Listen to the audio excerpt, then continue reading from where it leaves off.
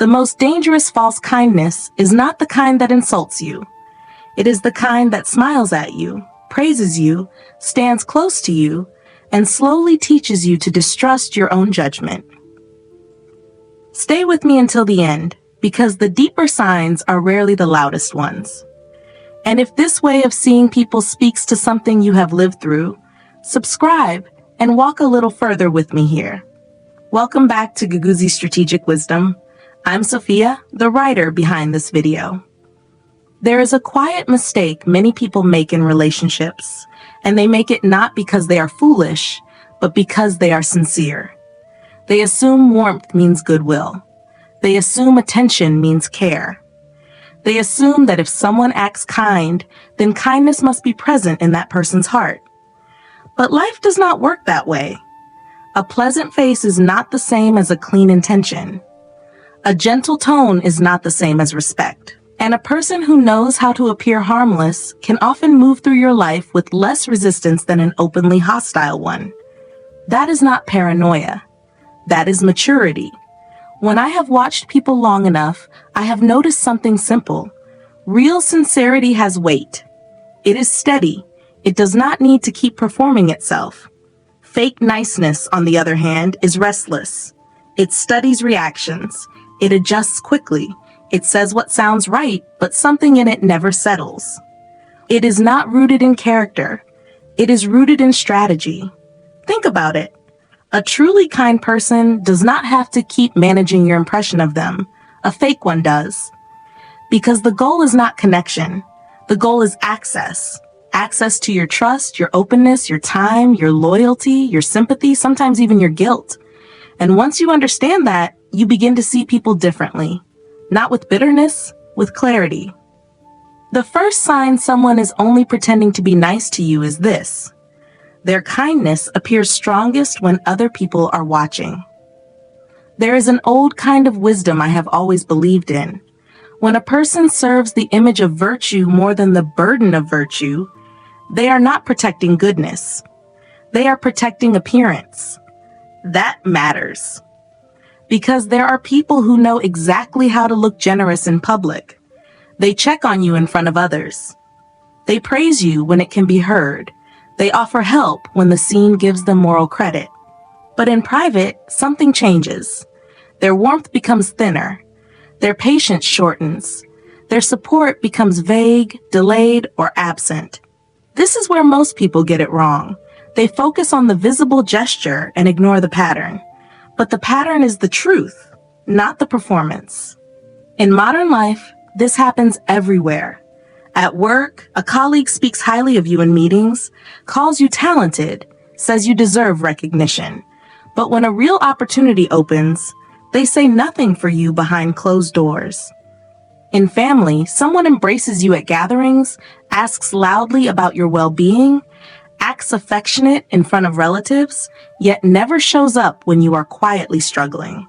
In friendship, a person posts loving words, sends public encouragement, makes sure others see the closeness, but disappears when there is no audience left to impress. It is not because they care deeply. It is because they care where they are seen. That difference changes everything. The psychology behind this is not complicated, but it is uncomfortable. Some people do not seek goodness itself. They seek the social reward attached to looking good. They want the reputation of kindness without the discipline of kindness. They want the image without the cost. And because many people are moved by display, that performance often works. For a while. I remember knowing someone years ago in a workplace that looked polished from the outside. Let me call her Elena. She had a graceful way of speaking. In group settings, she was always the first to say, "I appreciate you," or "You've worked so hard." She remembered birthdays. She praised people in just the right tone. Everyone thought she was deeply considerate. And yet one winter, I was going through a difficult stretch in my personal life. I was trying to keep my composure, trying to work as if nothing had shifted, but inside I was carrying more than I could say. Elena noticed enough to ask me about it in front of others.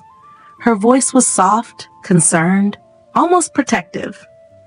But later, when we were alone and I actually needed a little patience on a shared project, she became cold, irritated, and strangely inconvenienced by my humanity. That was the turning point. I realized her kindness was real only when it cost her nothing and improved her image. The moment kindness asked for inconvenience, restraint, or sacrifice, it vanished.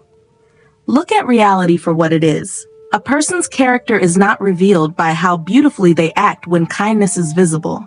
It is revealed by how they behave when no one will reward them for it. Private conduct exposes public performance. So when someone seems nice, ask yourself a better question. Not, are they pleasant? The real question is, who are they when the room is empty? That is where sincerity lives, or dies. The second sign is quieter, and in some ways more dangerous. They are kind to you only as long as you remain useful to them. This is one of the oldest patterns in human nature. Some people do not attach themselves to people. They attach themselves to advantage. They read value quickly. They sense access, status, emotional supply, convenience, or leverage, and then they become attentive, agreeable, almost charming. But once your usefulness changes, so does their tone. Suddenly the warmth drains out. That is not a mood shift. That is exposure. A person with real heart may still be flawed, tired, distracted, imperfect, but their basic regard for you does not disappear the moment you stop being beneficial. A fake person often reveals themselves exactly there. When you can no longer open doors for them, affirm them, rescue them, admire them, or make their life easier, their kindness begins to expire. You see this in ambition. You see it in dating. You see it in families more than people like to admit.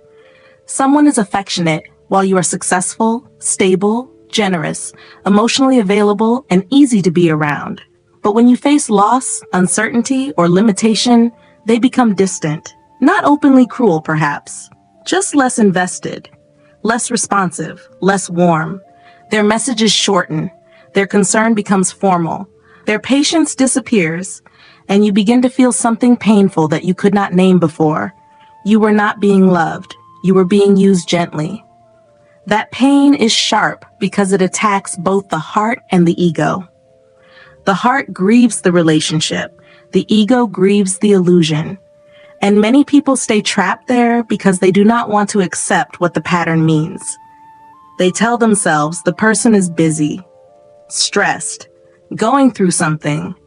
And sometimes that is true. Wise people do not judge one bad week too quickly. But when the pattern repeats, clarity becomes a duty. Because the longer you explain away conditional treatment, the more you betray your own perception. There is a strategic principle I have learned in life. Whoever values you only in your season of strength is preparing to leave you in your season of need. Remember that. Real relationships do not become perfect under pressure, but they become honest under pressure. Pressure removes decoration. It strips away convenience. It reveals whether care has roots or just temporary interest. I have seen people stay in one-sided friendships for years because they confused access with affection. They were called when advice was needed, when help was needed, when a ride was needed, when a problem had to be solved. They were praised for being such a good person, so dependable, so understanding. But the moment they needed support in return, the other person became evasive. That is not friendship. That is extraction in the language of affection. Do you see the turning point here? A fake person often treats kindness like an investment. They put it in where returns seem likely. They withdraw it where returns diminish. That is why their behavior feels inconsistent. It is not guided by principle. It is guided by appetite. And appetite is loyal only to itself. A wise person learns to watch what happens when they say no. What happens when they are tired? What happens when they cannot provide? What happens when they stop chasing, stop pleasing, stop carrying the whole emotional weight of the bond? That reaction tells the truth. Because anyone can seem gentle while receiving. Watch who remains decent when receiving stops.